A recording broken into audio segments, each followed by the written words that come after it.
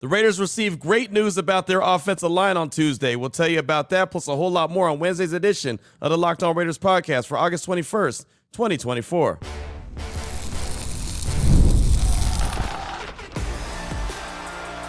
You are Locked On Raiders, your daily Las Vegas Raiders podcast, part of the Locked On Podcast Network, your team every day. And welcome in, Raider Nation, to another edition of the Locked On Raiders podcast. Thank you so much for making the show your first listen of the day. Make sure you subscribe or follow for free on YouTube or wherever you get your podcast to get the latest edition of the show as soon as it becomes available. And as always, if you're checking us out on YouTube, you know we appreciate that. The show continues to grow each and every day, and that's because of your support and because of my man Ari, who does a great job each and every day making sure that we're on YouTube, we're looking good, we're sounding good, we're doing what we're supposed to be doing. Ari takes care of that in a major way, so we shout him out. We appreciate him. He's on Twitter at Ari Produces. You can hit him up there. You can hit me up on Twitter as well at your boy Q254. And we got the Locked On Raider podcast voicemail line at 707-654-4693. Real quick before we go on any further in the show, I do want to shout out to all the day oneers, right? All the ones that have been supporting this show since way back in the day when I was in Central Texas. Just found out from the Locked On Podcast Network on Tuesday, I've actually been working for the network for 6 years now. So going all the way back to the year right after Jack Del Rio was the head coach and John Gruden returned 2.0. That's when I started here on the podcast network, and I've been rocking ever since. So many thanks to everyone, obviously, who supports the show. But going back all the way to the day oneers, man, like Tom Kennedy, shout out to him, Raider Al, Vader Raider in the 303, right? I mean, just so many different folks. My man P.E. in North Carolina. I mean, the list goes on and on and on. But the day ones, man, those were some special days. I really had no idea what I was getting into when I started here on the podcast network. And I say it all the time, this network and the support of Raider Nation has changed my life and changed many others. So definitely want to appreciate you, shout you out. Thank you so much for the support. Of course, Mama Q, she's been rocking with me since day one as well. So there's that, plus so many more. You know who you are. You know, Selena and the OC, of course, Robin, Anna as well. You know, so many different folks. I can go on and on. I could do a whole show based on the ones that have been rocking with me for forever. But just awesome. It really is, and I definitely appreciate that. So I don't want it to go without, you know, being spoke on at least a little bit. I mean, 6 years in the books doing anything is a long time, so I definitely appreciate that, especially, and this will be the last thing I say about it, I'm a radio dude through and through, and I say it for anyone who's known me for a long time. Your average radio career lasts about 10 years in one spot. Once 10 years is over, you're pretty much looking for a new location, if you are even able to last 10 years. When I was at ESPN Central Texas, I started there in 2012, and when did I leave? 2021. You do the math, right? So to be with the podcast network and them supporting me and having my back for the last 6 years has been incredible. And of course, Raider Nation, it's been incredible. All the relationships I've forged and, you know, just being able to see so many people grow with me, grow with the show, and see how much the show has grown in general. So thank you so much. Thank you so much. And thank you so much. Your calls and texts will come up in segment number 3 of today's Locked On Raiders podcast at 707-654-4693. As you can imagine, tons of feedback. We got you coming up in segment number 3. I want to hear the voice of Raider Nation. Obviously, that's coming up, and that is you. Segment number 2, we'll talk about the first 4 games of the season, or as Antonio Pierce calls it, the first quarter of the season, and why it's so important that Gardner Minshew gets them off to a hot start, and what our realistic expectations are for the first 4 games of the season. I'll explain all that coming up in segment number 2. Here in segment number 1, just news and notes of the day, as I always do. We'll jump right into it after I tell you about the title sponsor of the show, which is Gametime. Download the Gametime app, create an account, use promo code LOCKEDONNFL for $20 off your first purchase. Terms do apply. Tell you more about them later on in the show. But great news came to the Silver and Black on Tuesday as it was announced that left tackle Kolton Miller had passed his physical and he was off the PUP list, and time to get back to action. Didn't know what he was going to do as far as practice on Tuesday night, if he was going to be there at Allegiant Stadium and be ready to rock and roll, have the red PUP and the red non-contact jersey on like Jackson Powers Johnson had when he came back from the PUP list a week before. And he didn't. He was out there full throttle, ready to go. Kolton Miller returned to action. That is fantastic news. I talked about it in great detail on Tuesday's show, and I was concerned because of the date. Looking at the date, it was August 20th. It's like, hey, man, by the 27th, if he's not activated, then he's going to miss the first 4 games of the season. I mentioned that a week before, JPJ was activated off the PUP list the same day that they had the open practice there on that Wednesday. And I thought, well, maybe there's a good chance that they announced that Kolton Miller is coming off the PUP list today. And, in fact, he did. Now, a lot of folks hit me up and was like, hey, thanks for giving us the heads up that they were going to announce that. I did not know that. I'm not going to try to BS you. I'm not going to try to blow smoke up your backside and act like I, knew something, some insider information I didn't know.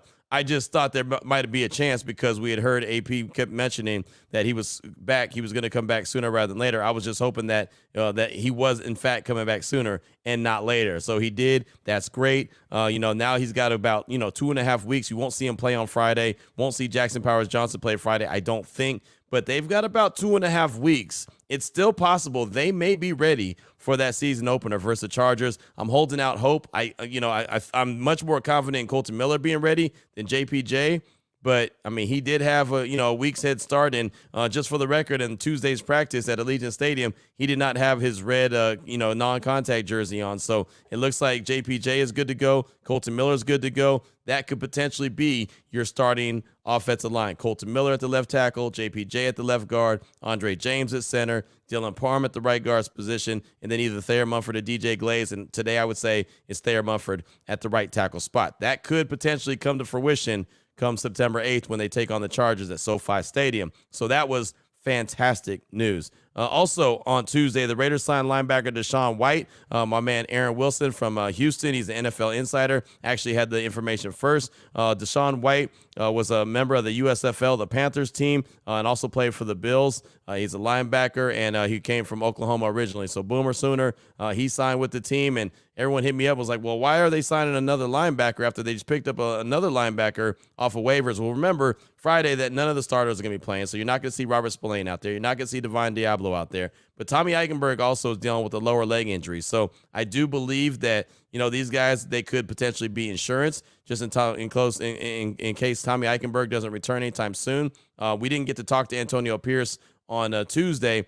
He is going to speak with the media this evening before the evening practice. I will not be in attendance, but I'll definitely be paying attention to what he has to say, and hopefully there'll be some clarity. I'll actually ask Vinny Bonsignore to ask him about an update on Tommy Eichenberg to see if he's going to return anytime soon. But, the linebackers could be signed just to get them through the game coming up on Friday versus the 49ers, preseason game number 3, but they also could be insurance just in case a guy like Tommy Eichenberg is not ready to go. So what happened in the practice? Again, full disclosure, was not at Allegiant Stadium. I was doing my night show on ESPN. It's called Game Night. I was on with Emmett Golden from 7 p.m. to 10 p.m. Pacific time. So none of the night practices I'm going to be able to attend. I can't do it, right?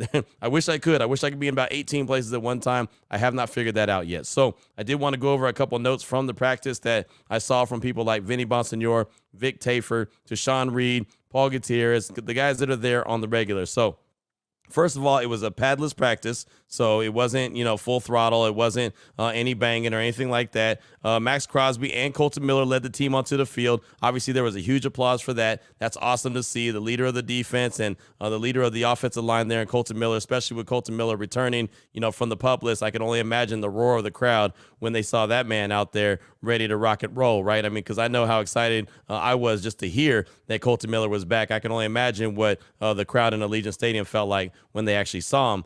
Brock Bowers missed practice again. He didn't play on Saturday versus the Cowboys. He was dealing with a sore foot. He did not participate in practice on Tuesday, still dealing with that sore foot. So I don't think it's too concerning. I think that's the reason why they're holding him out, just so they do have him ready to go for week 1 versus the Chargers, because he is as advertised. But, you're messing with your wheel. You never like anybody that's messing with the wheel. So Brock Bowers missed practice after missing Saturday's game, had the sore foot. Guard Jackson Powers Johnson no longer had the red non-contacted jersey on, like I mentioned earlier, so that was good. One of the highlights of the practice, Max Crosby read a screen off the line of scrimmage. He tipped it with one hand, intercepted it while he was diving to the ground, got up, and then took it 70 yards to the house.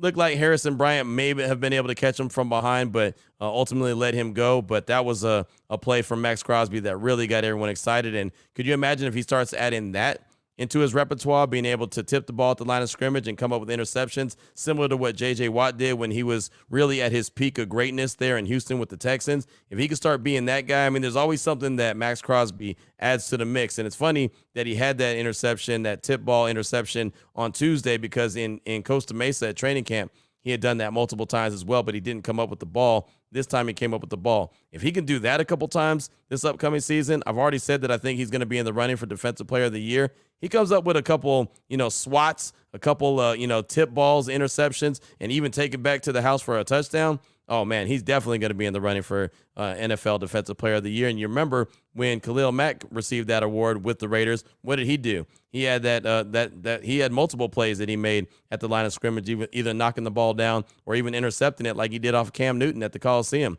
Remember, he intercepted it and took it to the house right before halftime, scoring that touchdown. And I believe that was on a screen pass, too. He just read it perfectly and grabbed it out of the air, and boom, he was in the end zone jumping into the stands there at the Oakland Coliseum. So if Max Crosby can add that to the mix with everything else he's got going on, definitely in the running for NFL Defensive Player of the Year. Aiden O'Connell had a ball bounce off of Dylan Lobby's chest into the arms of linebacker Jackson Mitchell. He was the other linebacker that was picked up just the other day off of waivers. So now, just in the past few days, they added linebacker Jackson Mitchell and also Deshaun White to the mix. So again, that's going back to the linebacking room and not guys not participating on Friday against the 49ers in the preseason game, and also just in case of injury. But Jackson Mitchell came up with that interception off a ricochet off Dylan Labe's chest. Nate Hobbs, he got a little banged up in the practice. He hobbled off to the sidelines, met with the trainers. They looked at his right foot. That was according to Vinny Bonsignore. Then he got out of the tent, returned back on the field for 11-on-11 period. So you want to make sure Nate Hobbs is going to be healthy for this season, because that's the one thing that has held Nate back his whole career so far, is just being injured. We know what kind of a player he is when he's out there, but he hasn't proved that he could be healthy for an entire year. And really, it's funny. I had a call probably a week ago about, the depth at the cornerback position. I was like, I'm not too concerned about it. But then, the more I think about it, it's like, well, Jack Jones has not shown that he could stay healthy for a whole year. Nate Hobbs hasn't shown that he could stay healthy for a whole year. Jacorian Bennett's just coming into the second year. He wasn't healthy. So the more and more I thought about it, I was like, well, maybe I should have a little bit of concern for the cornerback position. So I guess I reserve the right to change my mind. Again, it's not a big concern right now. They do have some young guys as well. But, just when you see, an injury pop up like that, where all of a sudden, a guy's foot gets injured in a practice, a non-padded practice like Nate Hobbs, then all of a sudden you kind of realize, like, yeah, this thing could, fall apart pretty quickly with a couple of injuries, because they just don't have, they're not real deep as far as the depth goes. Stephon Gilmore, he's no longer available. He's already, off the market. There's a few other corners that are available. I think that the Raiders are going to try to play it pretty cool, where they feel like that they're pretty comfortable with where they're at right now. But, I start to see your point, and start to see the point of whoever called in or texted in about the depth of the cornerback position. So I stand corrected on that one, because, again, just hearing that Nate Hobbs hurt his right foot and hobbled off the field, that all of a sudden could change that position quick, fast, and in a hurry. My final little nugget I have for you for segment number 1 of today's Locked On Raiders podcast: I continue to show love to the Henderson Little League, Paseo Verde. I mentioned the other day on Monday they defeated Hawaii 3-2 in a fantastic game. Now they're playing today versus Texas. They're playing versus Bernie, Texas, and pretty crazy, because Texas is a really good team. Obviously, I spent a lot of time in Texas, so I have my attention on them as well. But clearly, I want the Henderson team, led by Adam Johnson, who is the Raiders' assistant equipment manager. I want them to win. I want them to win the whole stinking thing. I think that'd be fantastic. But they're going to play later on today on ESPN. Henderson, Paseo Verde, going up against Bernie, Texas. But here was a message from Adam Johnson on the experience that him and his team are having in Williamsport at the Little League World Series. Been all over the world, really, watching football, and to be at this place and to watch it's a kids game and to watch kids be able to play it and enjoy it, and meet people from around the world. It's a global sport. There's 10 international teams here, so our team's gotten the chance to interact with the Japanese players and the Canadians and Australia, and so it's been really neat. And Little League does an amazing job. I mean, the field is immaculate.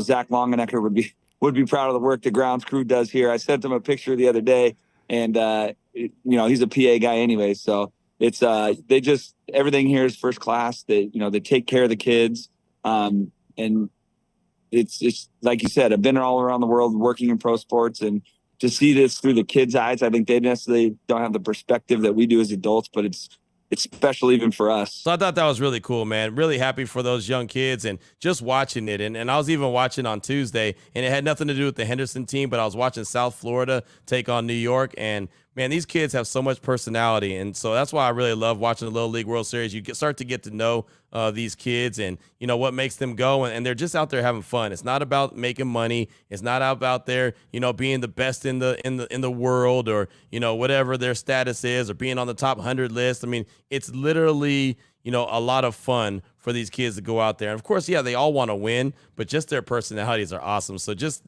the kids that I've been watching, I religiously watch the Little League World Series like every single day. I'm making sure I focus in on it, and I'll definitely be looking at what goes on later on this afternoon as Henderson will be taking on Texas, Bernie, Texas, and then Henderson, the Paseo Verde team led by Adam Johnson. But that's what I got for you for segment number 1 of today's Locked On Raiders podcast. Coming up in segment number 2, going to take a look at the first quarter of the 2024 season, something AP has talked about quite a bit, something that he wants Gardner Minshew to get them off to a quick start about. We'll talk all about that and the expectations of those first 4 games. We'll do that coming up in segment number 2 of today's Locked On Raiders podcast.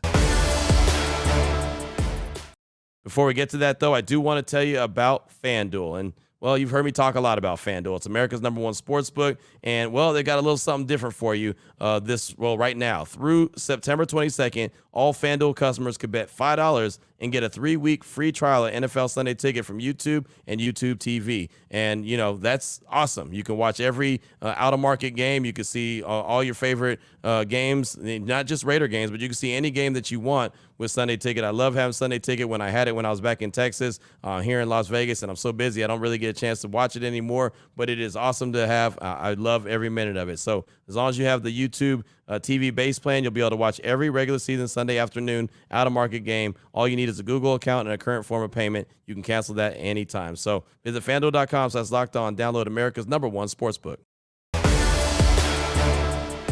All right, Raider Nation, here we go. Segment number 2 of today's Locked On Raiders podcast. Want to get into expectations for the first quarter of the season. That's something that Antonio Pierce has really talked about quite a bit. Even when he made the announcement of Gardner Minshew being the starting quarterback for the Raiders, he talked about getting off to a fast start in the first quarter. If you don't remember what he said, this is going back to Sunday, right after the Cowboys game. The next day, he met with us at 11 a.m. Pacific time, and he opened up the press conference with the announcement of Gardner Minshew. I'm going to go ahead and start off.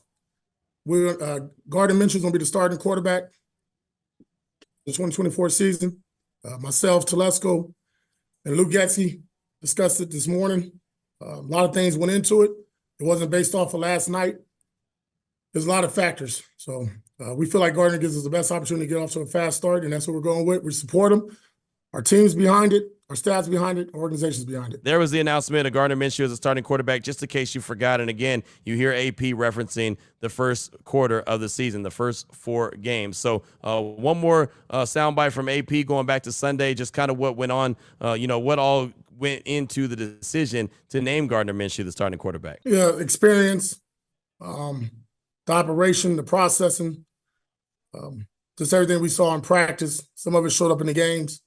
A lot of stuff we can get better at. I don't think anything here is a finished product, but based off of where we want to go in the first quarter of the season, we feel like Gardner gives us the best opportunity. Again, fast start, first quarter of the season, experience, command of the huddle. That's the kind of stuff that AP is looking for from Gardner Minshew the first quarter of the season. So, it really got me thinking, and I talked about this quite a bit on my radio show on Tuesday on Unnecessary Roughness on Raider Nation Radio 920. If the fast start is what the Raiders are looking for, the first quarter of the season is very challenging, right? And this is something that we talk about, and I remember John Gruden really said it probably first where I noticed it about the breaking the season up into 4 quarters, and that's when there was obviously 16 games and not 17. Clearly now there's 17, but you have 4, 4, 4, 4, then you obviously got the extra 1. But the same concept applies, right? You always want to win each quarter. Right? I mean, you definitely don't want to lose. You don't want to go 1-3 or 0-4. Like, that's what you can't have. You're trying to have a winning season. You're trying to get to the playoffs. You can't have a 0-4 or a 1-3. You can have a 2-2, but only once in a while. Like, if you average a 2-2 every quarter of the season, you're going to end up with an 8-9 record, or best a 9-8 record, and you might be flirting with the wild card, but most likely you'll probably miss out, right? You probably won't have a chance to make the playoffs. So at some point, you've got to start winning those quarters. So somewhere you got to go 3-1, 3-1, 2-2, 3-1, 3-1, right? I mean, look, the Baltimore Ravens won their division last year at 13-4, right? So they literally only lost 1 game pretty much every quarter. Right, and I'm not saying that the Raiders are the Baltimore Ravens. Not saying that. Not saying Gardner Minshew is going to be a league MVP like Lamar Jackson. Not saying that at all. But the point still stands that you want to win those quarters. So you look at the first quarter for the Raiders, and this is all that AP's really talked about. It's getting off to that fast start. Devontae Adams in training camp talked about getting off to that fast start. Don't try to dig yourself out of a hole the last 4 weeks of the season. Well, you run the table, you're in the playoffs. Yeah, that sounds good, right? But how difficult is that? You run the table and you get some help, you're in the playoffs. Yeah, okay, sounds good, but how difficult is that? So let's look at the first quarter. Chargers, Ravens, both on the road. Panthers, Brown, both at the house. So those are the first 4 games. 3 out of 4, the defenses are really good, right? And they all have pass rushers that can get to the quarterback. So, when you start to think about Gardner Minshew and his mobility, you realize it comes into play that first quarter of the season, because you're going to get edge rushers from the Chargers, Ravens, and especially the Browns, right? They're all going to come after it, and they all have high expectations. I don't think the Chargers are going to be that good this year. I actually expect the Raiders to win that game. Some people are very, not very high on the Raiders to win that game. A lot of people think the Chargers are going to be fantastic because they've got Jim Harbaugh. I'll wait on that one. I think that they're going to be better. I think that they're going to develop into a good team. I don't think they're going to be a really good team to start the season. But again, that's just me. The Baltimore Ravens, obviously that's going to be a huge challenge going on the road to Baltimore, taking on Lamar and the Ravens. But if there's any time that you had to take them on in the season, I'd rather the Raiders take them on in week 2 than in week 12, right? When they might be in mid-season form. I'd rather them, still be trying to work themselves into shape in the regular season and give the Raiders a chance in this game. Similar to when, they opened up Allegiant Stadium and they started out with that Monday Night Football game against the Baltimore Ravens, where they won that one in overtime. Derek Carr to Zay Flowers, a little walk-off touchdown pitch and catch, right? I mean, that was a nice win for the Raiders to open up Allegiant Stadium to fans. And, and that was early in the season. I remember saying I rather them start out the season with Baltimore as opposed to play them in the middle of the season. The Panthers, I don't think anyone thinks that they're going to be a really good team. And then the Browns, they've got expectations that defense is going to lead them. And they're hoping that Deshaun Watson is going to be a lot better than what they've had so far in the time he's been there in Cleveland. But none of that's guaranteed. But what is guaranteed is their defense is going to be solid. That's what they have, is a very solid defense, a very strong defense, a defense that can lead the team. And that's what AP wants from the Raiders. He wants the defense to lead the team as well, and wants the quarterback play to be good enough to win some games. So the obvious expectations for the first 4 games of the season for the Raiders is to go 2-2, right? I mean, ideally, I don't know what, Chargers and Panthers is probably the ones that you look at and say those are the probably the most likely ones that you're going to win, with the Ravens and Panthers both, the Ravens and Browns both being tough games. But I look at it like, if you want to be and you're Antonio Pierce and he's saying you got to get off to a hot start, I think a hot start is 3-1. And I'm not saying that they're going to do that, but I'm thinking that that's what they need to do. They really need to find a way to win one of those games that may not be expected, right? Whether that's winning, the Chargers and then both at home, Panthers and Browns, so be it. Or if that's winning the first 2 games, Chargers and Ravens on the road, and then maybe the Panthers and then losing to the Browns. I don't care how you do it. But one point that was brought up to me on my radio show on Tuesday was it would actually be great if the Raiders went 3-0 against those AFC opponents, the Chargers, the Ravens, and the Browns, and maybe even drop that game to the Panthers because they're an NFC opponent. And if you look at the Raiders' schedule, they got the first 9 games before they go on the bye. 7 of their first 9 games are against AFC opponents. So to the point of the texter I had on my radio show, you want to win those games in the AFC. Like, you don't want to put yourself behind the 8 ball. And 3 out of the first 4 games are against AFC opponents. So you want to have the most success possible in the AFC conference. Right? Unless you go and win the AFC West, you're probably going to be fighting for a wild card spot. So you need as many AFC conference wins as possible. Now, I do believe that the Panthers should be a win at the crib, especially being the first home game of the 2024 season. So that's an NFC opponent. We get that. But at some point, you've got to win. And like I said, like I started this whole thing off, you've got to be able to win multiple times throughout the season. You've got to be able to go 3-1. You're looking for 10 wins. Right? If every 4 games you just go 2-2, that's not going to stack up to 10 wins. It's just not. Right? You'll get to 8, and then you'll have 1 game left. And the best you could do is go 9. So you've got to get 3 wins at some point. If you're trying to get off to a hot start, you've got Gardner Minshew in the mix as the veteran, as the guy that's been there, done that, as the guy that we all talk about. Well, had the Colts right there on the edge of getting to the playoffs a season ago. 1 drop pass from the running back, and they miss out on the playoffs and miss out on winning their division. Okay, so now he's tasked with taking this Luke Getsy offense, taking these weapons that are around him, and making it happen, and trying to find a way to win that tough game that could be on the road versus Baltimore, or that tough game at home versus Cleveland.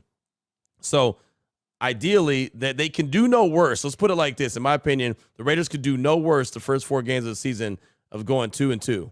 but ideally they would go 3-1. That's what you're aiming for, is 3-1. They're not going to go undefeated, right? I'm not foolish and thinking, hey, they're going to go 4-0 to start the season. Yeah, that'd be fantastic. It's just not realistic, right? 3-1 is pushing it. I'm already being greedy by asking for 3-1, but I just know that the goal is to get to 10 wins, and at some point you're going to have to win 3 games. 3 out of 4 you're going to have to win. It's just that I mean, it's just that simple. I'm not the best mathematician, but even I can do that math. You've got to find a way to do that. Break the season up into 4s, right? Quarters, and that's what AP's talking about. That's all he keeps talking about, is breaking it up into quarters. You've got to find a way to win 3 out of 4 at some point. So that's my thoughts on it. Love to get your thoughts on it. 707-654-4693. Had a lot of great feedback on my radio show on Tuesday when it came to this, this first 4 games of the season and what the Raiders realistically need to do and should do to get off to that hot start that AP is looking for. But I would love to hear from you. Again, 707-654-4693. Your calls and texts are coming up in segment number 3 of today's Locked On Raiders podcast. Before we get to that, though, I do want to tell you about the title sponsor of the show, which is Gametime.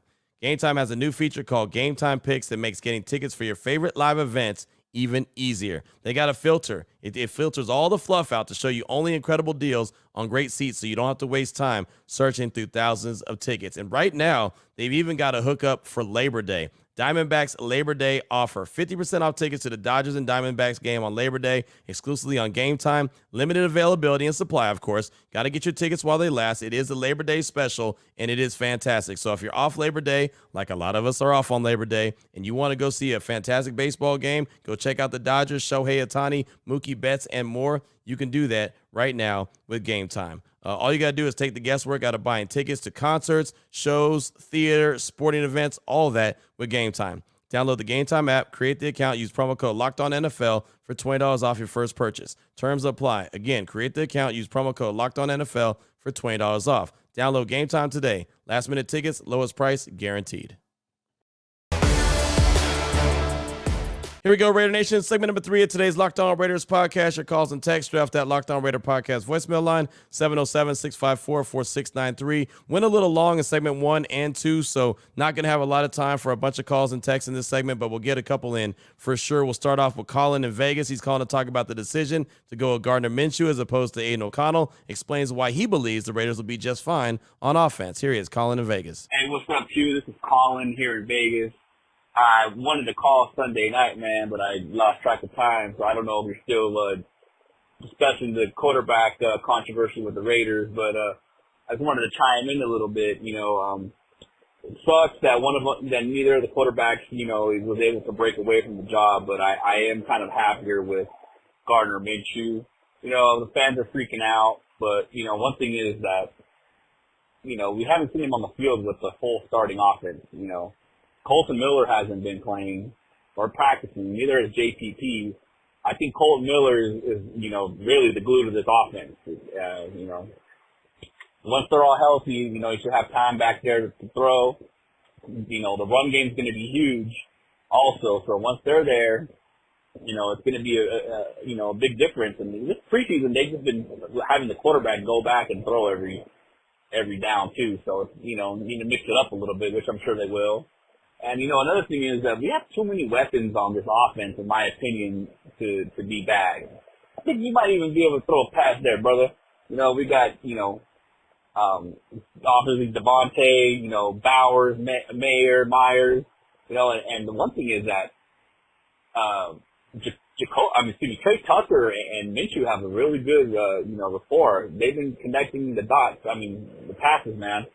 Another thing, too, when I went to the practice and training camp, I noticed that AOC was just checking down a lot. And, man, we had a quarterback that checked down a lot for 9 years. And it seems that Minshew, throws the ball, takes chances downfield, which we want. So, Raider Nation, man, don't freak out. Got to give Minshew his due, man. So let's not freak out till about maybe after week 4 NFL. Go Raiders, man. Go Minshew Mania, baby. Let's go. Colin, thanks for the call. I appreciate you. I like the positivity. Let's see what it looks like with a complete team out there. Now that Kolton Miller has been activated off the PUP list, JPJ is off the PUP list, Devontae's back, Brock Bowers, he's still dealing with the foot issue, but hopefully he'll be back sooner rather than later, right? As long as that offense is all in place with all those weapons, and especially that offensive line intact, I think things could go pretty good and really fit Gardner Minshew's skill set. Thanks so much for that call. I do appreciate you. Up next, got a text from New Jersey Raiders. Says, Q, I know I'm late to the party here, but let me start off by saying how much I enjoy your show. Being a Raider in New Jersey, I don't get much news. Do a great job. Now on to this team. Q, I've been a Raider fan since I saw my first Raider varsity jacket in a Sears Christmas catalog back in 1969. I got to pause right there. That Sears catalog was fantastic. Fantastic. I used to every year, no joke, Mama Q's going to laugh. She's probably laughing right now. Every year I used to get that big old thick fat Sears catalog, and I circled everything I wanted. Problem is, Raider Nation, I circled everything. Like everything I saw that was great, from that starter jacket, that Raider starter jacket, to everything. Every toy, every single ball, basketball, baseball, football, soccer ball, wiffle ball I didn't even know what it was. It was everything. Like I wanted everything. So all I had was nothing but circles. That was like my best friend, that Sears catalog. So sorry I had to go on, off to the side on that one and just kind of bend the corner. But that one brought back memories right there. So there you go. Let me get back to the text from New Jersey Raider. He said, the black and silver blew me away. In those 55 years, there's been some highs and lows. Unfortunately, a lot more lows lately. I was against the hiring of Pierce and especially disappointed with the Telesco hiring. But listening to your show, I kind of bought into the hype. Him wanting to bring back the Raider way and stuff, and thought maybe Pierce was the right choice. But now I'm back to my original thought. How did he stand on the sideline Saturday, watch Minshew's performance, and say, yeah, this is my guy? I'm dumbfounded. He may be a great motivator, but I don't think he's going to be a good head coach. I don't see him doing anything special with this team. I know the D looks good, but can they stop the run? I'm not totally sold on them. I don't see them winning more than 6 to 7 games. It's a shame. The Raiders used to be an NFL elite, but for the past 20 years or so, they've been kind of a joke. Unfortunately, I don't see things changing much. Just my opinion. I'll always bleed silver and black, but it's getting harder and harder every year to watch them. Thanks again, Q, for all that you do. That's New Jersey Raider. And thanks for the text, my man. I appreciate you. And man, it was a lot more fun talking about the Sears catalog, wasn't it? I had a lot more fun talking about the catalog, but look, I get it. I really do. Like, I don't get mad at a text like that, right? I don't, because that's, the reality of what the Raiders have done for themselves. They've put themselves in a position where Raider Nation is going to doubt who they are. I still think Antonio Pierce is the right guy for the job. I understand him picking Gardner Minshew and you questioning, like, wait, how did he do that? I left Allegiant Stadium on Saturday night thinking Aiden O'Connell's going to get the job. Lincoln Kennedy left the stadium on Saturday night thinking it was going to be Aiden O'Connell's job. Eric Allen, same thing. Vic Tafer, same thing. I mean, I talked to all these guys as I was doing the postgame show, and for the most part, everyone thought Aiden O'Connell was going to get the job. But the one thing I can tell you is that none of these guys look great in training camp. The game they played against Minnesota, the first preseason game, that was the best that both guys had looked. It really was. And even Saturday night against the Cowboys, Minshew didn't look good. Don't get me wrong, right? He did not look good at all. But Aiden looked a little bit better, but he's just not consistent. So neither one of these guys wowed me, right? And I think that with Minshew having experience, been there, done that, having a little bit of mobility more than Aiden does, I think that that's what, really kind of led to Aiden O'Connell being not named the starter and Gardner Minshew getting the job. I just think that, it was right for what they were looking for, even though I think that they were looking for more. I think they thought they were going to get a lot more from both those guys, right? And neither one of those guys stepped up and really took that job. Even when AP spoke with the media on Saturday night following the game, you could hear it in his voice. He wasn't happy. And I played in segment number 2, I played his opening statement when he announced that Gardner Minshew was the guy. Didn't sound like he was thrilled, right? I mean, I think that he was disappointed. I think Tom Telesco was disappointed. I think Luke Getsy was disappointed that neither one of those guys just stepped up and shined. I don't think that either one of these guys are a long-term franchise quarterback for the Raiders. I don't. That's why I was really pounding the table all offseason long, leading up to the draft, that they can go and get their guy in the draft. They weren't able to get it. They had 2 guys they were looking at. Jaden Daniels, who obviously went number 2 overall to Washington. He's going to be starting for them. And Michael Penix. And Michael Penix went number 8 to the Falcons. That shocked the hell out of everybody, right? It's just, that was the reality. Those were the 2 dudes that they were really focusing on. Not Bo Nix, not Drake May, not Caleb Williams. Caleb Williams wasn't going anywhere. I'm sure they would have been focusing on him if he was available, but he wasn't, right? Not J.J. McCarthy. They were focusing on Jaden Daniels, and they were focusing on Michael Penix. Those were the 2 guys that they were really focusing on, and they clearly weren't able to get either one. They tried to trade up and go get Jaden Daniels, and there was no dice. There was no way that Washington was moving out of that spot, so they couldn't get him. And then Atlanta shocked everybody by taking Michael Penix at number 8. So, I mean, it's one of those things that They're going to have to do the best they can with this season and hope that they're getting close to double-digit wins. Look, and I keep referencing the 2017 Vikings, right? They went 13-3, and Case Keenum was the quarterback for most of the season. Nobody thinks that Case Keenum is an elite quarterback. Hell, nobody even thinks that Case Keenum is a really good quarterback. He was a quarterback that was good for what they needed. He didn't make too many mistakes, and that defense led the team. That's what they're hoping for this year. What did the Vikings do after that year, going 13-3 and going to the playoffs? They still went out and got a new quarterback, right? They still went out and made the move for Kirk Cousins. And Case Keenum ended up going to Denver and getting a free agent contract there. So the Raiders could do really well this year. And what I mean really well is like double-digit wins and possibly get into the playoffs and still be looking for a franchise quarterback moving forward. And I think they'll have a chance to get it. The one thing that, you can think about when, and I don't want to talk about the draft right now, but 6 teams got franchise quarterbacks or who they believe are their franchise quarterbacks in the top 12 picks this past year in the draft. So some of those teams are going to be really bad again, and they're going to be up there at the top of the draft. So they're not going to need a quarterback. So teams that are going to need quarterbacks have a chance to move up. They will be more willing to trade back because, well, they already got their quarterback and they're not desperate for one. And then there's another chance that, the quarterbacks could drop as well. So, I know there's only a couple that people are looking at right now as far as quarterbacks in the draft. But, again, we weren't talking about Jaden Daniels being a number 2 overall pick and a Heisman Trophy winner this time last year. We weren't talking about Michael Penix being a top 10 pick. We weren't. J.J. McCarthy, there was a lot of questions about him. Hell, Bo Nix, right? Nobody was talking about him being a top 12 pick. Most people were talking about, why is he still in college? Been in college 6 years. So, I mean, there's a lot. But I totally understand what you're saying. Getting back to your text, because I kind of gone, off the track. That's that whole Sears catalog, man. Holy, it just threw me off. But with that being said, I just think that, you are going to allow the Raiders to prove to you. And I think that's okay. There's going to be a group of the fan base that says, you know what? I'm tired of, buying into what they've got going on. They've got to show me. They got to prove me that they're going to be a really good team. And then when they do, then, you can say, hey, that's what's up. They proved it, and I'm here. So I don't really blame you for your stance and the way you feel about the team because, well, that's what they've earned. It's as simple as that. That's what they've earned. They haven't earned the benefit of the doubt. They just haven't. So, and that goes for everybody, from AP to, Tom Telesco to the players on the field. They have not earned the benefit of the doubt. But thanks so much for that text. I do appreciate you. And clearly that's all I got time for on today's show. Went way over time. Eli in the 408, I'll get that tomorrow. Raider Doug in Phoenix, I got you. Adam in Huntington Beach. La Moreta, Raider guy. Cheeto in the 805. All those, I got that coming up tomorrow. We'll have more of news and notes. We'll have plenty of conversation as well as we continue to truck forward to the Friday's preseason finale versus San Francisco 49ers. So until then, Raider Nation, take care of yourself, take care of your family, love on your family. Most importantly, as always, just win, baby.